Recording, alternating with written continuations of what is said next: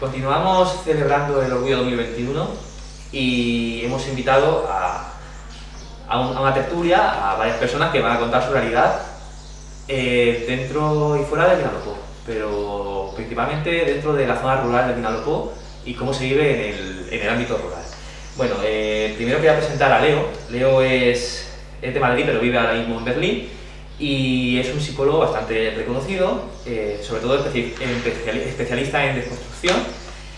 Bueno, es activista, ha trabajado en Transdiversa y en activista desde el TCU, es decir, desde la Unión Europea Trans, podríamos decirlo así, la asociación. Entonces, muy buenas, Leo. ¿Tienes algo más que añadir? Y también presentar a Yuna. Yuna es una chica de Petrer, ¿no? Sí.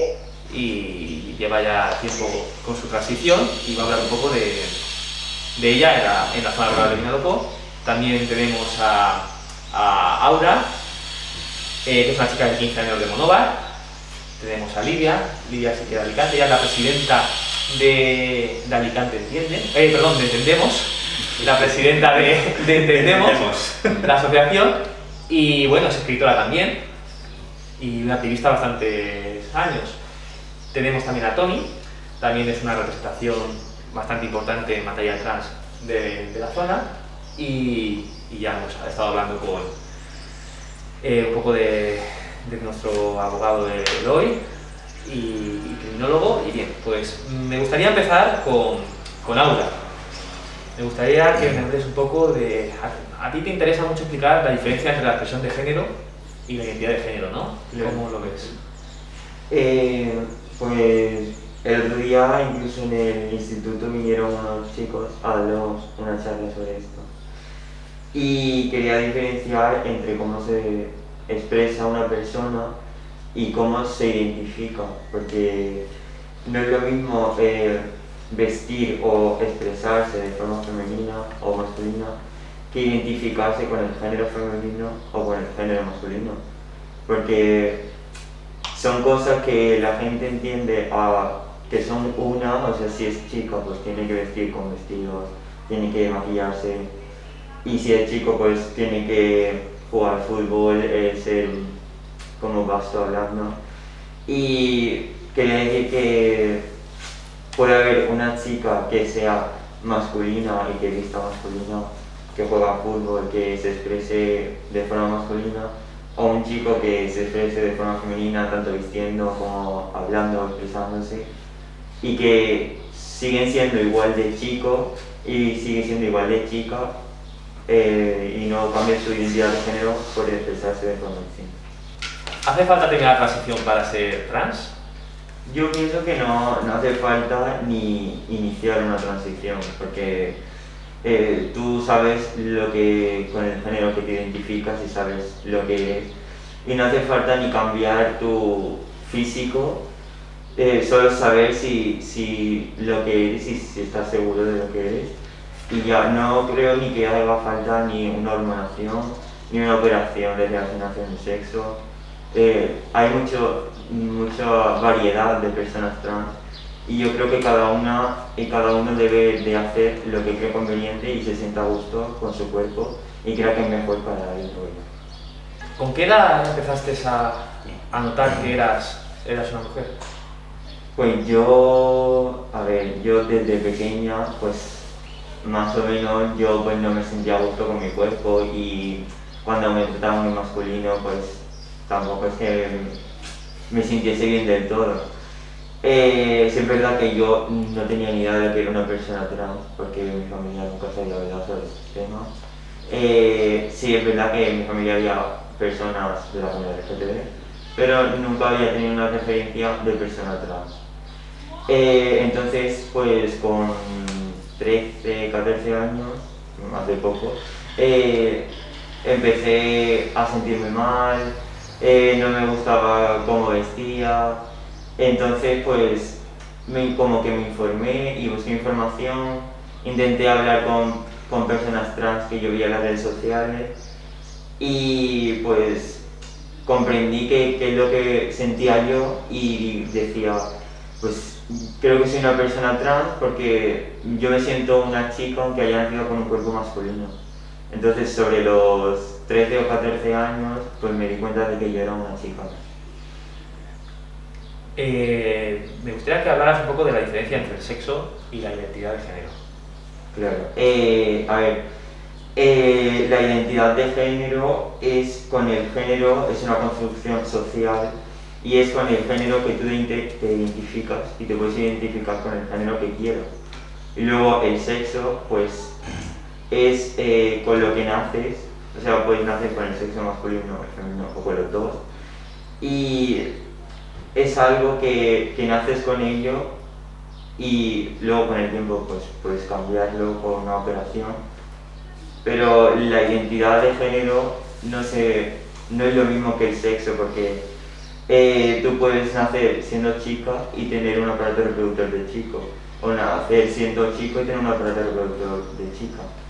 Entonces, el sexo y el género y la identidad de género pues no es lo mismo ni vamos unidos. Y bueno, Lidia, me gustaría preguntarte un poco sobre cómo empezó tu transición, cómo empezó y cómo descubriste a ti misma. ¿Cómo descubrí? Esa es la pregunta que me hace siempre todo el mundo cuando doy charlas, cuando estoy en medio de un coloquio como el que estamos hoy.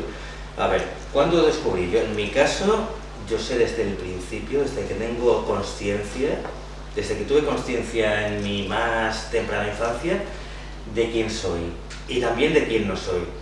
Cuando, en mi caso, yo me he identificado siempre con mi madre, con las mujeres de mi familia, y veía ahí a mi padre, a mis tíos, a mis primos, todos, gente maravillosa, pero los veía enfrente.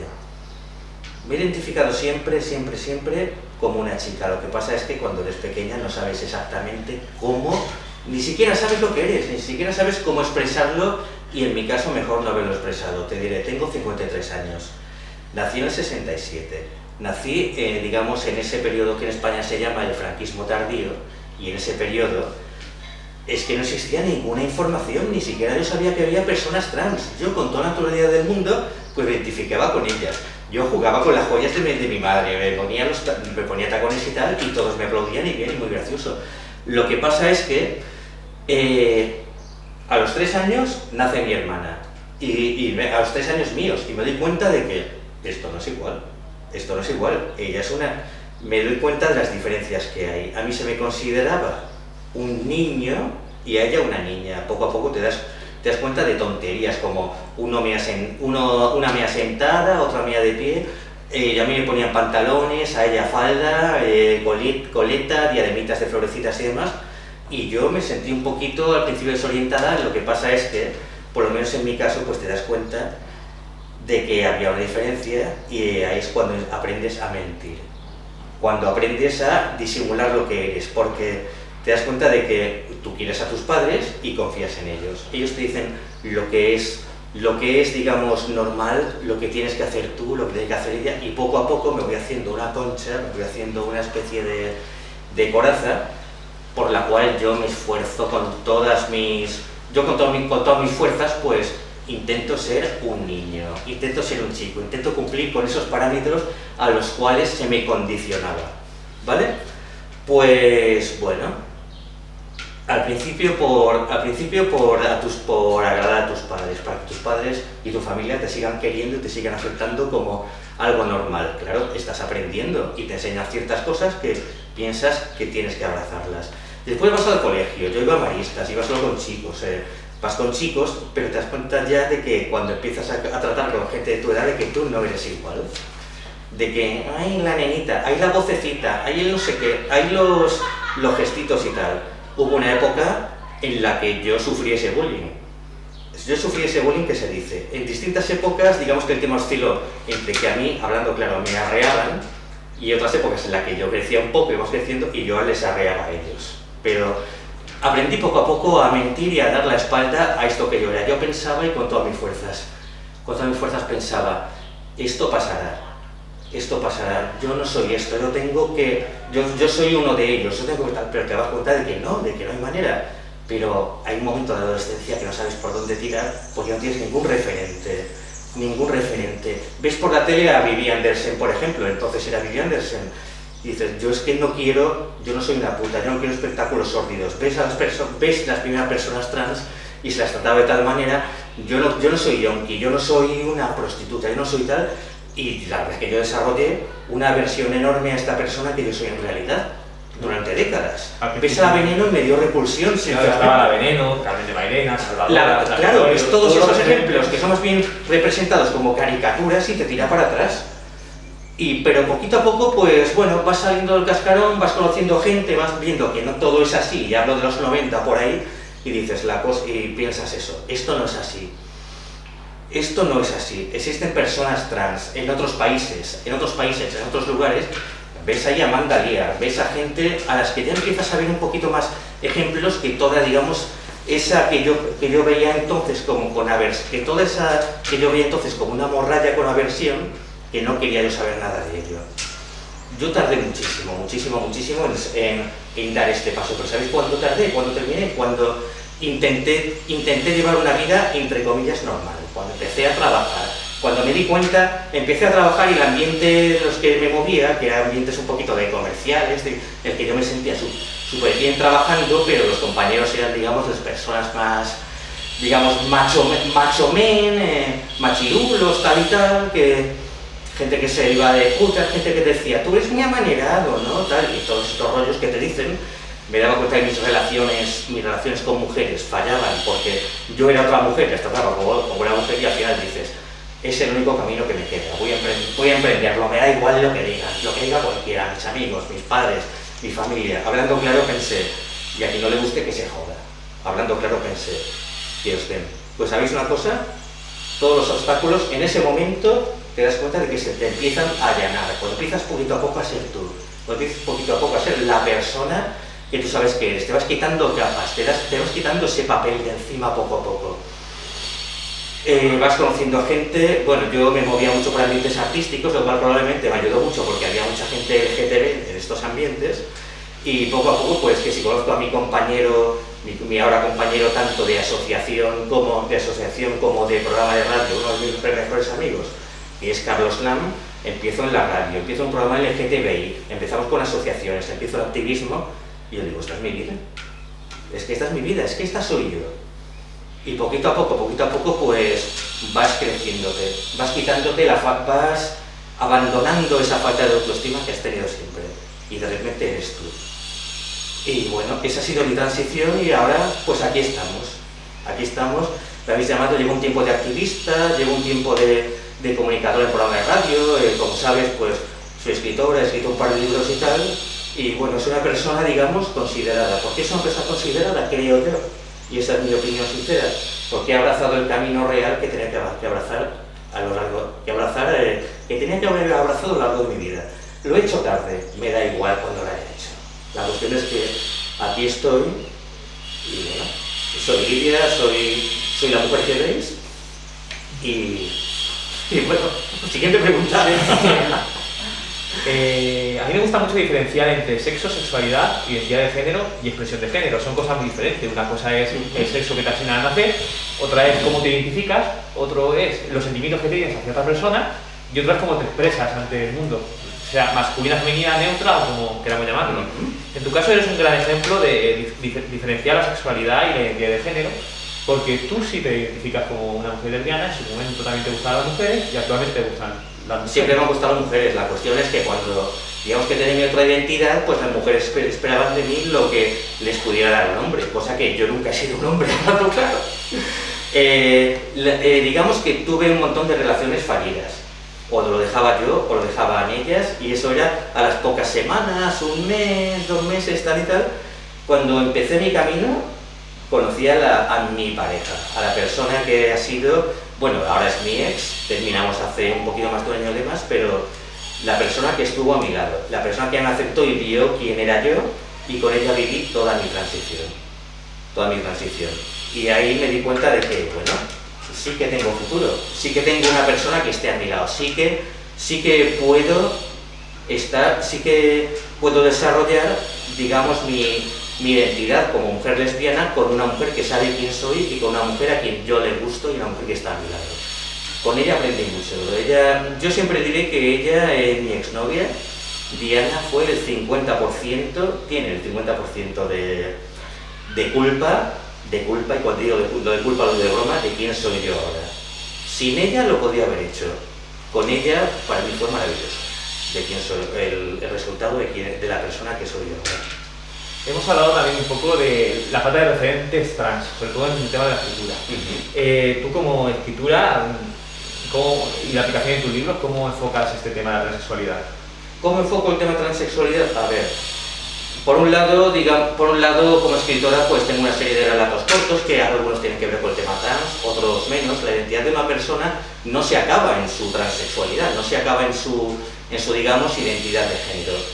En mi caso, pues tengo un libro escrito, publicado, y además que ha tenido bastante éxito y me gusta mucho, estoy muy contenta de eso, en ambientes docentes. El libro se llama Work in Progress, en el cual asociaba, por ese título, asociaba mi transición con una especie de performance artística, de proyecto artístico, en lugar de crear un cuadro con pintura, por ejemplo, de crear una partitura musical con notas, crearme a mí como persona, como ese proyecto de vida, ese proyecto que en ese momento asocié como proyecto artístico, quizá también porque necesitaba una especie de algo para agarrarme para mi transición.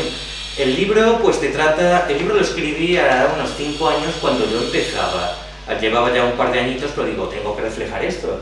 Pues el libro consta de 20 textos, cada uno sobre un tema distinto, impresiones, mi infancia, un par de sueños definitorios que tuve, aspiraciones hacia el futuro, y cada texto está acompañado de una fotografía una fotografía de un artista de Alicante que se llama Paco Candela.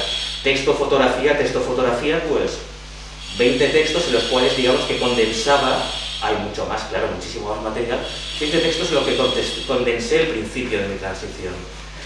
Y bueno, tengo algún relato que habla de ello indirectamente, me gusta mucho hablar de antología. Tengo un relato que se va a publicar muy pronto en una antología que habla un poquito del divino andrógino alquímico, que es algo a lo que también es un tema que a mí también me interesa mucho.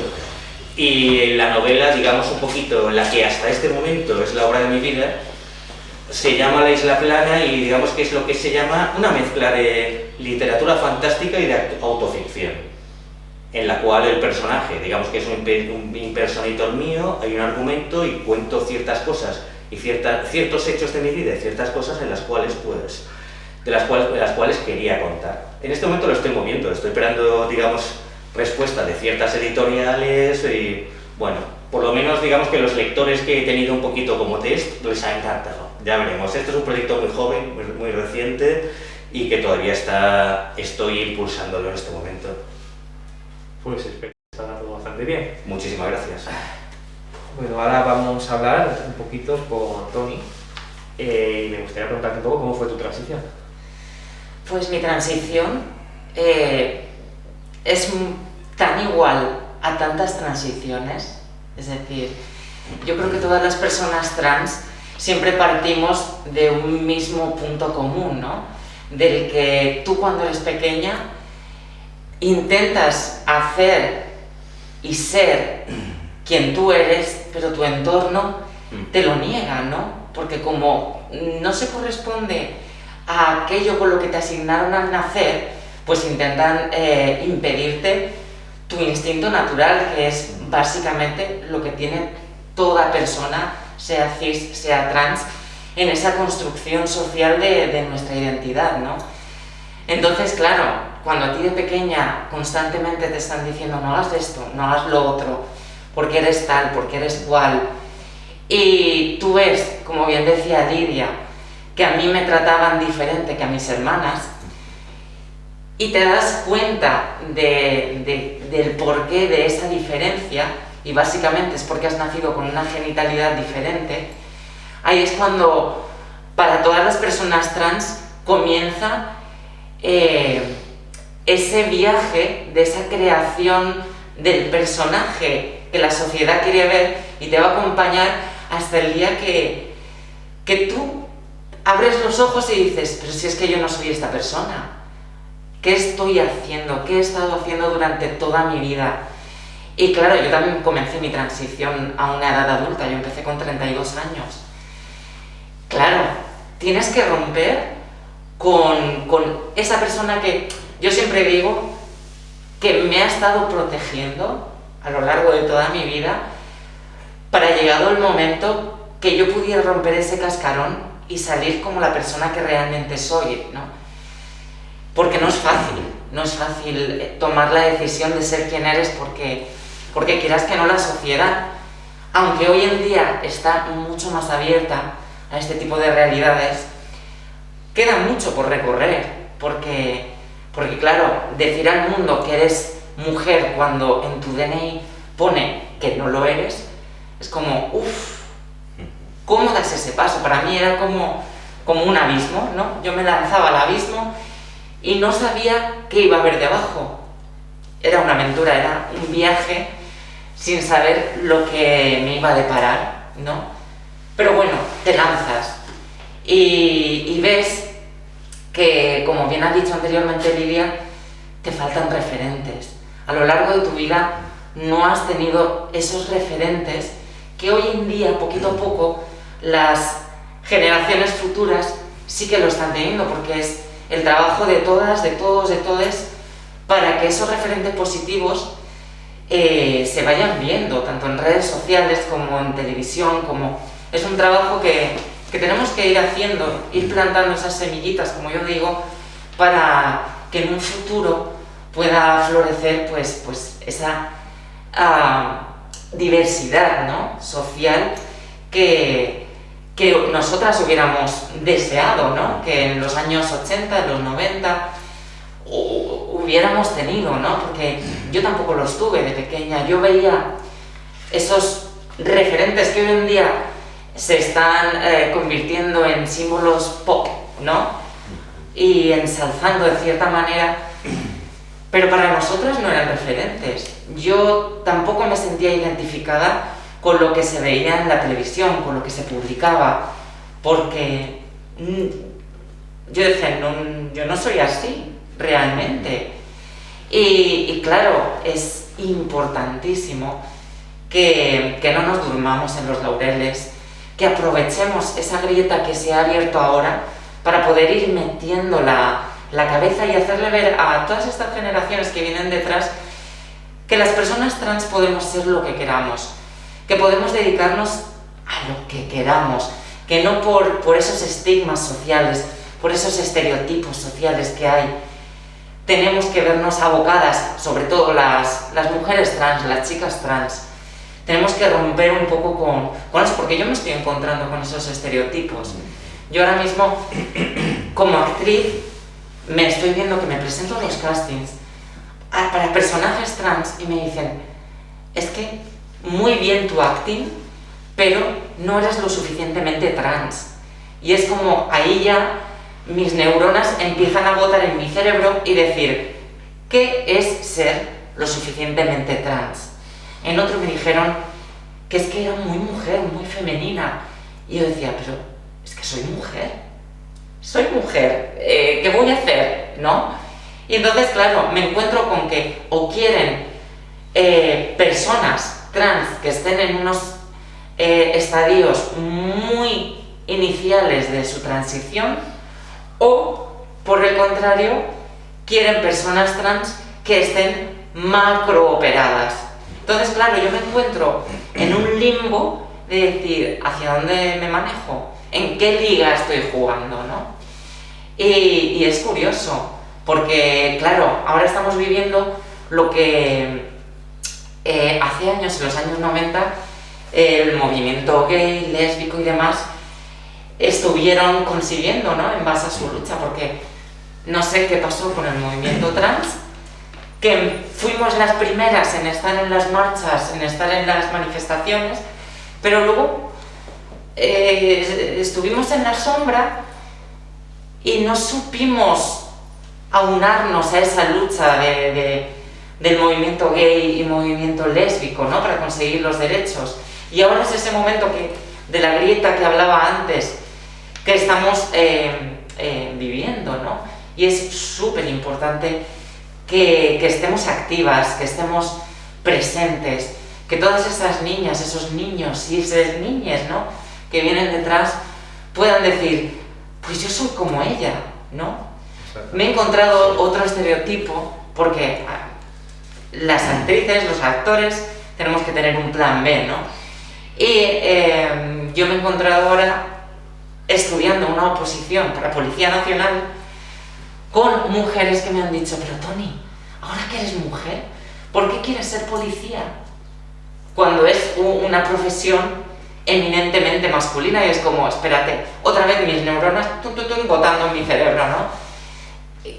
¿Qué profesiones de hombres? ¿Qué profesiones de mujer? Que no, hay que romper con todos esos estereotipos, porque al final es como, no todas las mujeres, ni mujeres trans, tenemos que dedicarnos a hacer tutoriales de maquillaje en YouTube, porque no es así, porque podemos ser científicas, podemos ser políticas, catedráticas, porque las hay, y están ahí luchando por nuestros derechos, activistas, podemos ser todo lo que nos propongamos, que la que quiera ser peluquera, maquilladora, está muy bien, pero también podemos ser policías, también podemos ser bomberas, si nos lo proponemos, porque recogiendo el testigo de las personas trans en el deporte, yo me estoy encontrando que ese estigma, ¿no?, de que las mujeres trans estamos por encima de las mujeres cis, no es cierto, porque yo me estoy encontrando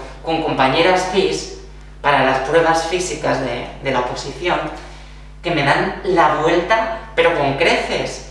Cuando yo estoy aquí tengo compañeras cis que están por allá, porque es que no depende de testosterona, no depende de una constitución, porque claro, tiene que haber categorías. Yo mido 1,60, soy una mujer trans y tengo compañeras cis que miden 1,70 y vamos, me dan capones, ¿no? Porque evidentemente todo depende de tu constitución, de tu cuerpo. Claro, tú no vas a poner a una mujer trans de 1,90 a competir con una mujer cis de 1,60. Evidentemente, su musculatura, la longitud de sus piernas, va a ir mucho más allá que la que mide 1,60.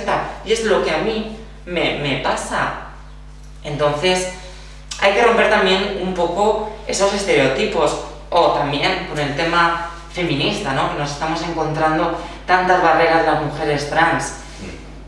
Toda la vida se ha estado luchando por esa igualdad en todos los ámbitos, en el deporte, en lo laboral, y nos encontramos ahora que hay mujeres cis que dicen no pueden competir las mujeres trans con nosotras porque están en superioridad de condiciones. ¿Qué me estás reconociendo? Que toda la vida has estado por debajo de los hombres cuando tú luchabas por esa igualdad y estás reconociendo que el origen de las mujeres trans está muy superior de ti. Lanzo esa cuestión, ¿no? Porque es como tambalearse un poco los cimientos de ese feminismo, ¿no? Y al contrario, estamos todas en el mismo barco, porque al final no deja de ser una lucha contra el patriarcado, porque nosotras no solo tenemos que luchar por el hecho de ser mujeres, sino que tenemos que luchar por el hecho de ser trans. Tenemos un doble hándicap. Entonces, claro, no. Tenemos que aunarnos y luchar todas contra aquello que nos está oprimiendo. Porque al final siempre es la lucha contra la mujer, entre nosotras mismas, de fuera hacia nosotras. Entonces, hay que plantearse eso. No sé. Si me quieres preguntar algo. ¿Qué consejo darías a esas niñas, niños o personas que no se reconocen o no saben qué hacer, si hacer ese cambio de transición, si no, ¿qué recomendarías de tu experiencia? Yo más que nada que recomendarle a ellas, a ellos y a ellas, es recomendar a la sociedad. Porque la sociedad es la que realmente necesita esos tratamientos psicológicos, necesitan esa ayuda en nuestros entornos, porque yo siempre digo, no solo transitamos las personas trans, sino que también transita nuestro entorno, porque hasta que nosotras llegamos al punto de decir que soy yo esta persona, hemos pasado por un proceso de autoaceptación. Pero claro, nuestros entornos se lo encuentran de frente. Entonces, claro, manejar eso no es fácil, porque toda la vida tratándote de una manera y de un día para otro te tienen que empezar a tratar de otra manera, acorde a tu identidad de género, no es fácil y tenemos que ser muy conscientes de ello. Entonces, claro, proveer de herramientas tanto a la sociedad como para los menores trans, ¿no? Los adolescentes, porque no es fácil luchar contra esa sociedad que, como he dicho antes, está más abierta, hay mucha más información que teníamos hace años, pero todavía queda. Y entonces tenemos que ir la sociedad y las leyes de la mano, porque hay leyes que se aprueban muy bonitas en la foto, pero muchas veces se guardan en el cajón y empiezan a coger polvo. Entonces es aplicarlas, porque aquí en la Comunidad Valenciana tenemos una ley maravillosa, pero realmente no se aplica, porque como bien has dicho, en centros de salud de aquí del Vinalopó todavía no saben cómo tratar a una persona trans. Exactamente, la ley 23/2018 es una ley que la actuación empezó el año pasado y muy tardíamente. Es una ley que obliga a los centros escolares a que los profesores tengan una formación, que esa formación no se paga por ninguna plataforma, cuando la Generalitat tiene que dar ese dinero. Ahora ha llegado el dinero a los ayuntamientos de más de 20.000 habitantes y esas subvenciones son para servicios sociales y para participación ciudadana, pero la formación sigue sin ofrecerse. Es decir, somos las asociaciones los que tenemos que perseguir a los ayuntamientos y ofrecerles esas formaciones, pero luego te dicen, no, es que resulta que esta formación tú no la puedes dar. No la puedes dar porque no estás avalado. Dices, no, tengo la universidad de la UPV o tengo la universidad de Alicante que me avala. No, pero tiene que ser por otras plataformas, por otras entidades y cuando por fin hablas con esas entidades, resulta que esas entidades son demasiado caras para el ayuntamiento. Pero yo planteo una cuestión, ¿qué mejor aval que tu propia experiencia para dar esas formaciones? Evidentemente no todo el mundo puede dar una formación porque tienes que tener cierta soltura y solvencia en cuanto a la dialéctica, a la ordenación de ideas y cierta formación, evidentemente, por no menospreciar a las personas que están preparadas y estudiadas, ¿no? Pero qué mejor que una persona LGTBI para poder afrontar estas formaciones y sobre todo personas trans, porque nos encontramos muchas veces que hablan por nosotras personas que no tienen ni idea de lo que es ser trans. Y claro, perdonadme, pero hay personas trans que están sobre estudiadas, sobre cualificadas, que no se les da la oportunidad de poder hacerlo. Exactamente. Además es una cosa que a mí me sorprende mucho y es que para otro tipo de charlas en centros no ponen pegas, sobre todo charlas feministas no tienen ningún aval de la universidad para realizar esas charlas. Y cuando presentas una charla LGTB que estás obligado por la ley 23/2018 a hacer esa charla LGTB en el centro, te encuentras con ciertas pegas. Tenemos la suerte de que las universidades son bastante tolerantes y enseguida te ayudan, te avalan, incluso te forman para que puedas realizar esas charlas. Pero es otra barrera. Una cosa es la formación a profesores que hemos hablado, que quieren que sea por el CEFIRE. Pues bueno, el CEFIRE tiene un presupuesto más caro, pero se puede también gestionar. Y otra cosa es las charlas en centros. Esa formación, pues tenemos esa suerte de las universidades. Otra opción es las policías, ¿no? Las policías LGTB para pueblos de más de 60.000 habitantes. ¿Qué pasa con el resto de pueblos? Pues si no se puede por economía, trabajemos desde el agente tutor. Trabajemos desde la infancia y la educación, que es uno de los pilares fundamentales. Trabajemos desde las familias, que es otro de los grandes retos que tenemos. Y otro apoyo que se tiene y que los ayuntamientos deberían de valorar mucho es una asociación que se llama Jet and Paul, que tiene formación policial gratuita, una formación que cuesta 2.000 euros y la ofrecen gratuitamente a los ayuntamientos para mejorar las redes policiales en materia de diversidad. Y es el momento, es decir, yo me encanta que habéis venido tantas personas para hablar de este tema porque hay que visibilizar, es decir, existís, estáis aquí, no sentís, no es que se sientan mujeres, es que son mujeres. Claro. Un sentimiento es tu sexualidad, tú te puedes sentir atraído por un chico, te puedes sentir atraído por una chica o por un ella, como quieras decirlo, pero otra cosa es lo que eres. Tú no te sientes así, tú eres desde pequeño o ya de mayor, lo has descubierto, eres. Que es una cosa que Toñi todo el momento ha hablado de que soy, no de que siento, igual que Lidia. Claro. Es que la palabra ¿cómo es? Ay, perdón. La palabra me siento, la expresión me siento ha sido una de las más nocivas que ha habido en los últimos años para personas trans. Las feministas saltan, las feministas TERF, las feministas trans y trans. Ser mujer no es un sentimiento, claro que no es un sentimiento, ni ser hombre es un sentimiento, ni no sentirte ninguna de las dos es un sentimiento, es lo que somos, es lo que sabemos que somos desde que tenemos uso de conciencia, desde que tenemos nuestra autopercepción. El sentirse es una palabra que hay que desterrar, es somos y estamos aquí, simplemente. Perdón la interrupción. No, perfecto, sí, me encanta que... Y que el género no es algo que se tenga entre las piernas, es algo que se vive y se siente desde dentro. Siempre. Es algo que es parte nuestra, de nuestra Exacto. propia identidad, de nuestra propia personalidad, desde que tenemos uso de razón, desde que estamos aquí. Bueno, y también tenemos a Yuna, que Yuna no ha podido asistir presencialmente, pero puede hacerlo digitalmente y quería presentarla. Es una chica, como bien ha dicho, de Petrel, y me gustaría saber un poco cómo fue tu transición. Hola, ¿qué tal? Bueno, lo primero, ¿me oís bien? Vale, lo primero, gracias por haberme invitado. Siento no haber podido acudir. Me operaron hace 20 días, estoy llena de puntos, no me puedo desplazar de casa. Claro, estoy viendo que nos ha pasado a todos, a todas, a todos, ¿no? A muchos, que todos partimos de un sentimiento inicial, de una especie de malestar, y que tenemos una especie de referentes o de que se acuerden dependiendo de la época en la que cada uno hemos vivido este tipo de experiencias.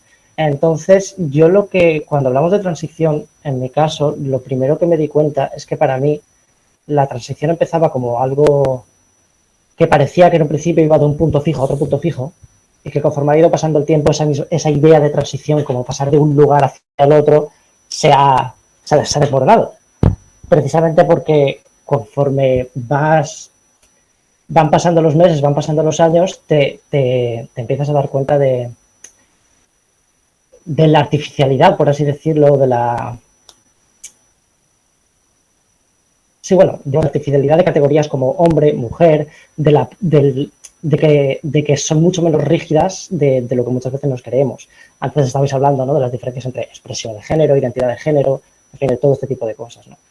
Entonces, yo cuando hablo de mi transición, diría que es que mi transición ni empezó cuando yo creí que empezaba, que es cuando yo empecé a acudir a protocolos médicos sanitarios y tal, ni ha acabado cuando podrías decir, por ejemplo, un punto fijo, que es el de haberme hecho, por ejemplo, la cirugía genital, que fue hace 20 días, sino que la transición es una cuestión, para mí, casi constante, casi que es como un hecho vital, como que me he instalado en la propia palabra transición. Es algo que me va a acompañar, yo creo que el resto de mi vida. El cambio constante, el darte cuenta de que las cosas que crees ser o que quieres ser son mucho más diferentes de lo que pueden llegar a ser. No sé si me explico muy bien. Sí, que te explica bastante bien. Bueno, en tu caso también tuviste mucha aceptación, sobre todo en el tema de amigos. Tenías amigos de mente bastante abierta, estabas en un local de amigos que apoyaron mucho toda esa transición. Y me gustaría también que hablaras un poco de cuando eres quien eres con toda la facilidad posible, que es tu caso. A ver, sí, yo lo he tenido muy fácil, lo tengo muy claro. Evidentemente he tenido ciertas dificultades con mis padres, ninguna grave, evidentemente, nada, pero algunas dificultades. O por ejemplo, mi caso es un poco extraño. Yo, por ejemplo, empecé a notar cierto malestar con mi identidad de género precisamente cuando empecé a notar cambios físicos que me obligaban, al pasar de la infancia a la adolescencia, a tener que demarcarme más por una serie de comportamientos, de ropa y tal, que a lo mejor en la infancia era un poco más libre y no se me constreñía tanto. Pero, entonces yo, por ejemplo, no he tenido prácticamente dificultades en el instituto, quitando de 4 o 5 personas que yo que sé, pues te insultan, te han pegado una patada, te han escupido, pero nada. No, he tenido la suerte de que no he tenido ningún alcance grave, si lo queremos decir así. Pero bueno, la realidad es que no sé si es una cuestión generacional, no sé si es una cuestión de las personas con las que yo me he rodeado, no sé si es una cuestión de suerte, simplemente. Pero sí, yo he tenido bastante facilidad. Todas las personas han aceptado todos los cambios que he ido manifestando, ¿no? A lo largo de los años y tal. Y una cosa que me ha pasado en ese sentido es que las personas que estaban más cerca de mí en la adolescencia, en la edad de 13, 14, 15, 16, dicen que ahora mismo me parezco más a aquella época en la que yo era como más fuerte en el sentido de me importaba mucho menos lo que pensaban los demás, que no cuando yo entré en la universidad. Yo digamos que en mi adolescencia pasé toda la época con una expresión de género femenina, con una melena, que me maquillaba, con ropa y no tuve casi problemas. Pero luego cuando entré a la universidad, precisamente por una especie de presión exterior de no encajar con la idea de quién se supone, porque yo no me presentaba en femenino. Simplemente era el argumento que daba. Yo podía ser un hombre y tener una expresión de género femenina y no pasaba absolutamente nada. Pero luego cuando entré en la adolescencia, cuando entré en la universidad, después de haberme sentido ligeramente, tenía como una necesidad de, eso es terrible decir esto, pero tenía una necesidad de sentirme normal, en el sentido de, me había sentido como fuera de la categoría, me había sentido siempre como una especie de outsider, por así decirlo. Entonces, claro, ¿qué hice? Me corté la melena, me dejé crecer barba, empecé a adoptar un rol de lo que se esperaba de mí, ¿no? De más masculino, y eso me llevó a una depresión de 4 años. Entonces, lo que pasó es que, precisamente, ahora con los años, los amigos que han estado conmigo toda la vida dicen que me parezco, lo que he dicho, que me parezco mucho más a esa persona que era con 14, 15, 16, que era mucho más resiliente, tenía una personalidad mucho más marcada, y no cuando me dejé llevar por querer tener el aspecto más normativo. De hecho, me convertí en una persona muy dependiente emocionalmente del cariño de los demás, porque al final era lo único que tenía, la aceptación de los demás en ese momento. Pero bueno, yo ahora estoy en un momento muy, muy bueno, y la verdad es que las personas que me han rodeado, todas han sido muy comprensivas y todas me lo han puesto bien. Vale, pues muchísimas gracias por participar en esta charla y por dar esa visibilidad de las zonas rurales.